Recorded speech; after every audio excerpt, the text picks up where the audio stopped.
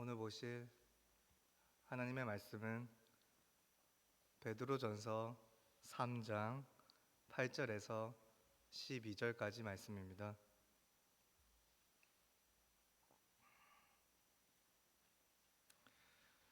베드로전서 3장 8절로부터 12절까지 말씀.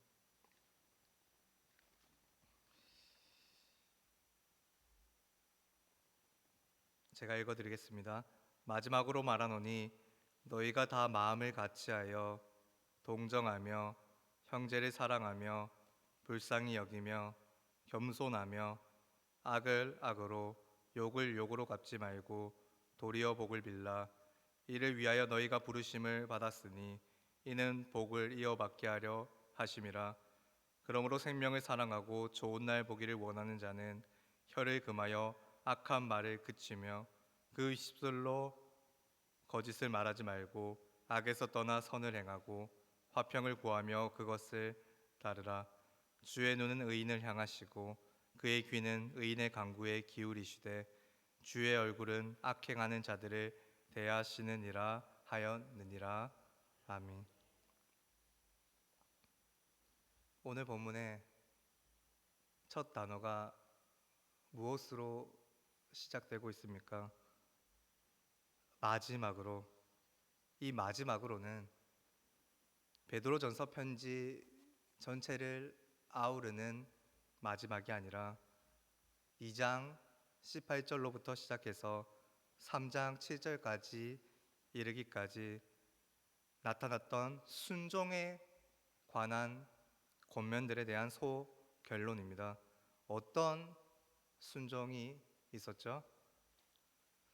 사회생활 속에서 하나님께서 세상 가운데 허락하신 제도와 권위에 하나님을 경외하는 마음으로 순종하라. 가정생활 속에서 하나님을 경외함으로 그리스도 안에서 남편과 아내는 서로 순종하고 사랑하라. 하나님의 주권과 뜻을 바라보며 하나님께 시선을 둔 그리스도인들은 자발적으로 순종의 자세를 가짐으로 은혜를 세상의 영역 가운데서 드러낼 수 있습니다. 이를 기억하면서 오늘 본문 말씀으로 들어가 보겠습니다. 먼저 3장 8절 말씀을 다시 한번 함께 읽도록 하겠습니다. 마지막으로 말하노니 너희가 다 마음을 같이하여 동정하며 형제를 사랑하며 불쌍히 여기며 겸손하며. 교회의 머리가 되시는 예수 그리스도의 몸으로서, 교회적 존재로서 성도들이 세상 문화 속으로 들어가기 전에 기본적으로 함량해야 할 5가지 성품에 대해 열거하고 있는데요. 첫 번째는 마음을 같이 하는 것, 즉 하나됨입니다.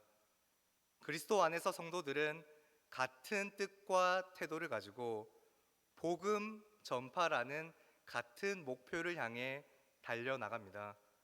각양각색의 불완전한 성도들이 예수님을 믿는 믿음 안에서 조화를 이루는 것 자체가 너무도 아름다운 영광의 찬송이며, 성도가 함께 모여 만들어내는 곡조는 세상을 진동시키는 소리가 될 것입니다. 두 번째는 동정입니다. 감정과 감정이, 삶과 삶이 맞닿는 것입니다. 성도는 자기의 일을 돌볼 뿐만 아니라 다른 사람들의 일 또한 돌보아 관심과 애정을 가져야 합니다. 일주일 중에서 5일에서 6일은 모두가 세상 곳곳에서 다른 삶의 애환을 겪습니다. 서로를 잘 이해하지 못합니다. 하지만 교회로 모일 때, 특히 주님의 날, 주일에 모두가 한 마음으로 코이노니아, 즉 깊은 교제를 나누고 다시 디아스포라 세상으로 흩어집니다. 그렇지만 이 코이노니아가 제대로 이루어지면 성도들은 서로가 영적으로 연결되어 있다는 것을 느끼고 평일에도 서로의 안부를 묻고 서로를 위해서 기도합니다. 주일에 이루어지는 성도의 교제가 그만큼 중요함을 깨닫고 모이기에 힘쓰는 성도들 되기를 소망합니다. 세 번째 성품은 형제 사랑입니다. 이는 믿음의 동력자들, 바로 옆에서 신앙 생활을 하는 성도들을 자기 자신과 같이 사랑하는 것을 의미합니다. 자기 가족만 사랑하는 게 아니라 부처 성도들이 하나님 나라에서 영원토록 함께할 가족임을 늘 기억하면서 아낌없이 서로 사랑하기에 힘써야 합니다. 네 번째 성품은 불쌍히 여김입니다. 우리 모두는 긍휼과 자비의 마음을 가져야 합니다. 앞에서 다룬 동정과 비슷한데요. 옆에 지체들에게 시선을 두고 도움이 필요한 사람들에게 어떠한 방식으로든 그 필요를 채워주기 위해 구체적으로 노력하는 태도를 뜻합니다. 다른 사람들의 희로애락에 공감하며 마음의 감동이 주는 대로 그들을 돕기 위해 행동해야 합니다. 마지막 다섯 번째는 겸손입니다. 늘 하나님 앞에 서 있다는 코람데오의 정신과 하나님을 경외함으로 늘 낮은 자세를 유지하는 것입니다. 겸손한 성도는 자기의 능력을 과시하거나 자랑하지 아니하고 모든 성도에게 하나님께서 각자에게 맞는 은사를 주셨음을 인정하며 서로를 진심으로 세워주고 격려하며 다른 성도의 삶이 잘 풀릴 때 함께 기뻐할 수 있는 넉넉한 마음을 가진 사람입니다. 이러한 성품들을 교회 공동체 속에서 잘 배워간 성도들은 세상 가운데서도 균형 있고 하나님이 보시기에 합당한 생활을 이어나갈 수 있습니다. 물론 이렇게 연단되기까지는 오랜 시간이 걸립니다. 우리 모든 부처 성도들이 그리스도의 사랑으로 세워진 이 교회 안에서 하나님의 말씀 위에 계속해서 단단히 세워져 가는 귀한 존재들이 되기를 간절히 소망합니다. 이어서 나오는 구절은 교회에서 진리의 말씀을 붙들고 세상 속으로 나온 그리스도인들이 어떻게 다양한 세상의 문화와 사회적인 악 속에서 지혜롭게 행동해야 하는지를 권면해 주고 있는데요. 구절을 보십시오. 악을 악으로, 욕을 욕으로 갚지 말고 도리어 복을 빌라. 이를 위하여 너희가 부르심을 받았으니 이는 복을 이어받게 하려 하심이라. 악을 악으로 갚지 말고 욕을 욕으로 갚지 말고 오히려 그렇게 하는 자들을 위해 기도하라. 복을 빌라. 이는 예수님이 직접 가르쳐 주신 모범 답안이죠. 예수님이 마태복음 5장에서 제자들에게 알려주셨습니다. 악한 자를 대적하지 말라. 누가 내 오른쪽 뺨을 때리거든 왼쪽 뺨까지 내어주어 때리게 하라. 누가 너로 억지로 오리를 가게 하거든 그 사람과 심리를 더 동행하라. 너희 원수를 사랑하며 너희를 박해하는 자를 위하여 기도하라. 성도는 보복이 아니라 선을 행하되 심지어 자신을 해치는 자에게까지도 선을 행해야 합니다. 우리는 그렇게 하도록 부름을 받은 자들입니다. 그리고 우리는 우리를 핍박하는 자들을 위해서 기도하는 것을 넘어서서 그들에게 그리스도의 복음을 전해야 합니다. 그것이 하나님이 우리에게 가장 원하시는 뜻입니다. 그래서 8절에서 말한 것처럼 우리가 그리스도에게까지, 교회의 머리 되시는 그리스도에게까지 자라가야 합니다. 예수님을 날마다 닮으려고 노력하는 성도에게 성령의 능력이 더해지고 삶에서 그리스도의 향기가, 그리고 그리스도의 사랑이 자연스럽게 묻어 나오게 되는 것입니다. 그렇게 사회 한복판에서 복음의 꽃을 피우는 성도들에게 주어지는 하나님의 위로와 보상은 무엇입니까? 9절 뒷부분을 보면 이는 복을 이어받게 하려 하심이라 라고 말씀하고 있는데요, 이 복은 어떤 것을 의미하죠? 영생입니다. 그런데 이는 미래에 대한 소망만을 의미하지 않습니다. 현재에도 영생을 누린다는 뜻이죠. 지금으로부터 영원까지 이어지는 영생, 하나님과의 영원한 교제입니다. 하나님과 날마다 친밀한 관계를 유지하는 것, 이것이 가장 신령한 복입니다. 그러한 복을 누리는 부처 성도들 되기를 바랍니다. 다음으로 10절부터 12절 말씀은 베드로가 8절과 9절에서 한 말들에 대한 증거 본문인데요, 베드로는 자신의 권면을 더욱더 견고히 하기 위해 시편 34편 12절에서 16절까지의 말씀을 인용합니다. 시편 34편의 주제는 고난과 어려운 일을 당한 사람들의 간구를 들으시고 도우시는 하나님이신데요, 베드로 서신과 아주 밀접한 연관을 지닌 시입니다. 현실의 고난 가운데서 하나님의 마음에 합한 자가 되기 위해 고군분투하는 하나님의 백성의 신앙 고백이 구약 성도와 신약 성도의 입술 가운데 연속성을 띠며 이어지고 있습니다. 오늘 본문 베드로전서 10절부터 12절까지 말씀을 다시 한번 함께 읽도록 하겠습니다. 그러므로 생명을 사랑하고 좋은 날 보기를 원하는 자는 혀를 금하여 악한 말을 그치며 그 입술로 거짓을 말하지 말고 악에서 떠나 선을 행하고 화평을 구하며 그것을 따르라. 주의 눈은 의인을 향하시고 그의 귀는 의인의 간구에 기울이시되 주의 얼굴은 악행하는 자들을 대하시느니라 하였느니라. 아멘.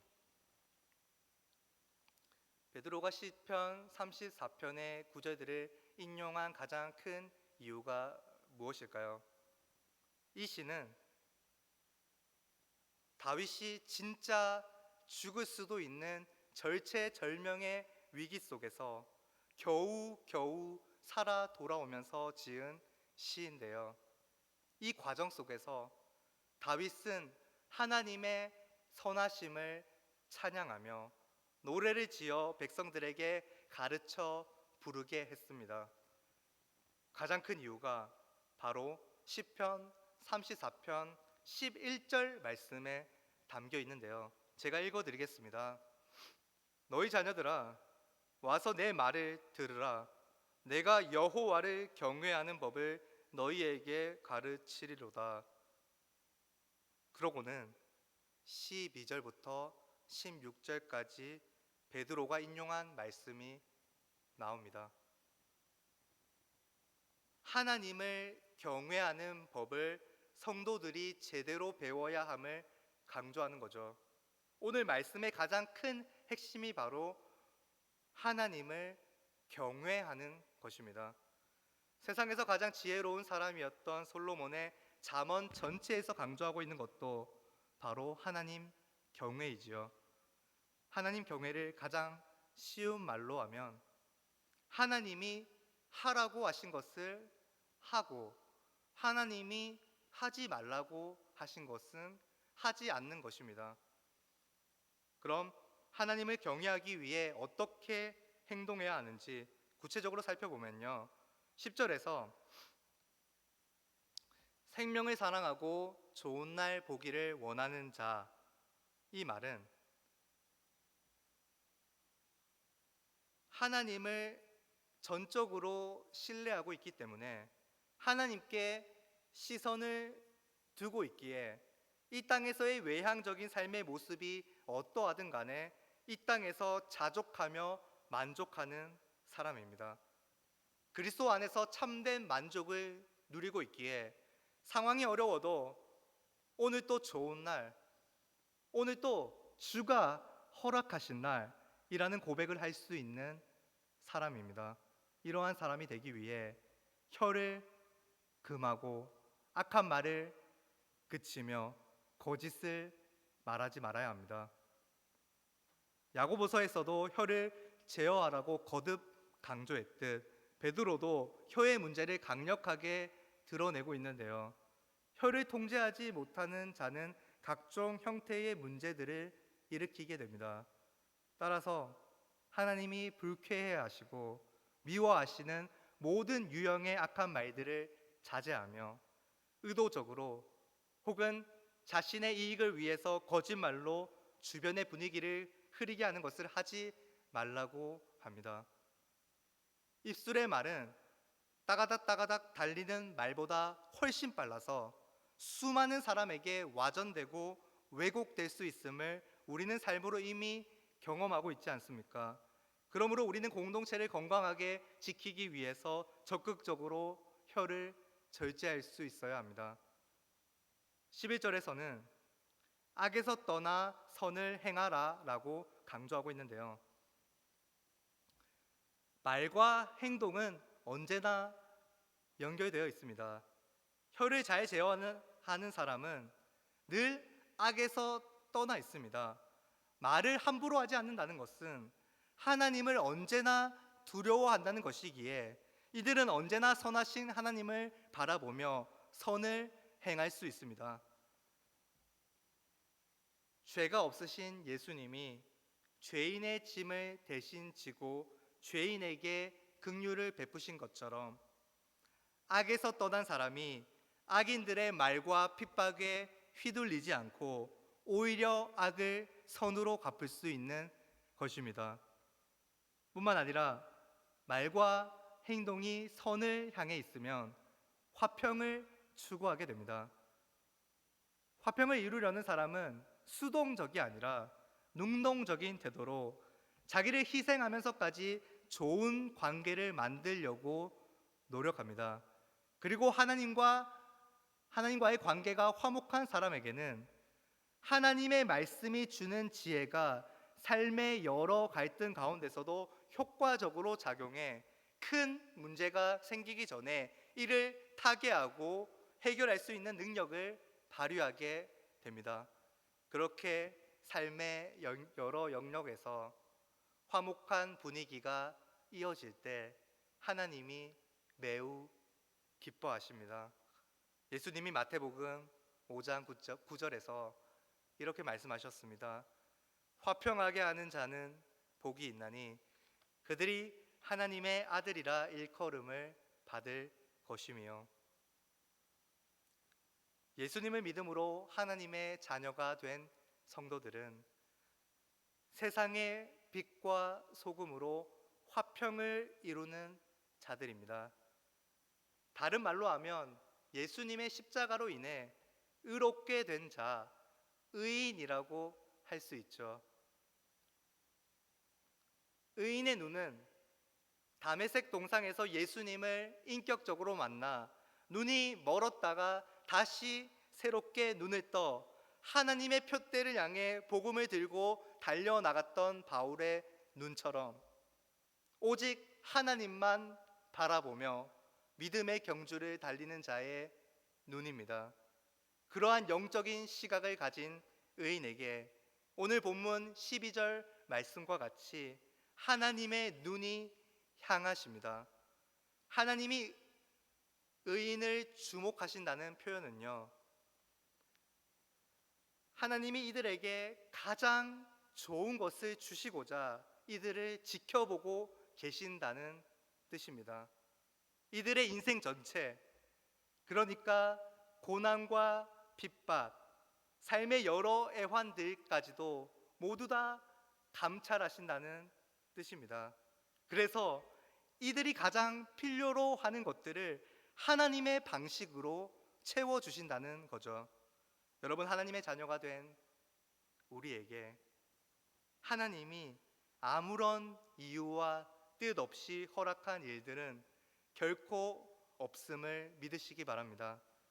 그리고 하나님의 귀가 의인의 간절한 기도를 들으시는데요, 우리의 작은 신음에도 하나님이 응답하신다고 했습니다.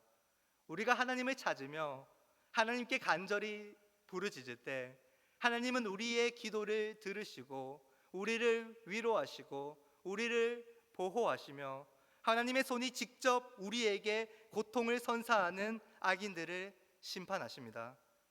그래서 예수님을 본받아 세상의 한복판에서 하나님을 신뢰하고 하나님을 경외하며 하나님의 뜻에 순종하는 성도들은 영생 복락을 현재 진행형으로 누리는 자가 되는 것입니다. 오늘 또 그리고 내일 또 언제나 선하신 하나님을 신뢰하고 찬양하며 우리의 생사화복을 주관하시는 하나님을 경외하는 법을 허락된 말씀 가운데 잘 배워나가는 겸손한 푸른초장교회 성도들 다 되시기를 간절히 소망합니다.